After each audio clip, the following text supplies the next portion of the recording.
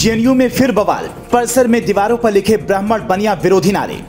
अब दीवारों पर लिखा ब्राह्मण भारत छोड़ो, कई संगठनों ने की निंदा।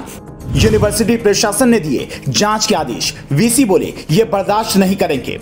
दिल्ली स्थित जेएनयू यानी जवाहरलाल नेहरू यूनिवर्सिटी एक बार फिर से चर्चा में है। ये एक और विवाद में आता दिख रहा है। जेएनयू परिसर में स्थित कई इमारतों पर ब्राह्मण विरोधी नारे लिखे गए। जेएनयू परिसर को ब्राह्मण विरोधी नारों से विरूपित किए जाने की घटना पर जेएनयू प्रशासन हरकत में आया है और जांच के आदेश दिए गए हैं। जवाहरलाल नेहरू विश्वविद्यालय की दीवारों पर लिखे विवादित नारों को लेकर जेएनयू प्रशासन ने कहा, कुलपति ने कुछ अज्ञात तत्वों द्वारा दीवारों में लिखे गए नारों को गंभीरता से लिया है। Dean school of international studies and शिकायत कमेटी को जल्द से जल्द पूछताछ करने और वीसी को एक रिपोर्ट जमा करने के लिए कहा गया है।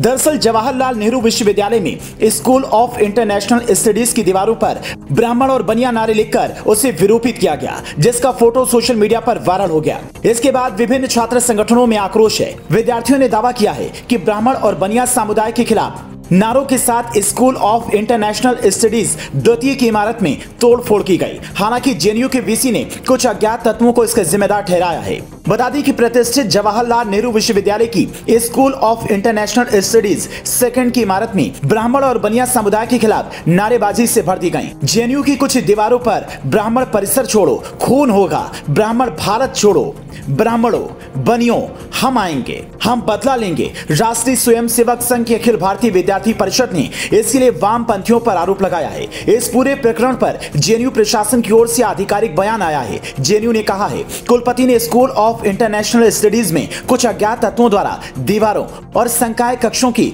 विकृत करने की घटना को गंभीरता से लिया है। School of international studies and शिकायत कमेटी के डीन को जल्द से जल्द जांच करने और वीसी को एक रिपोर्ट जमा करने के लिए कहा गया है। वीसी ने कहा है क्योंकि जेएनयू सभी का है, इसलिए ऐसी घटनाओं को यहां बर्दाश्त नहीं किया जाएगा।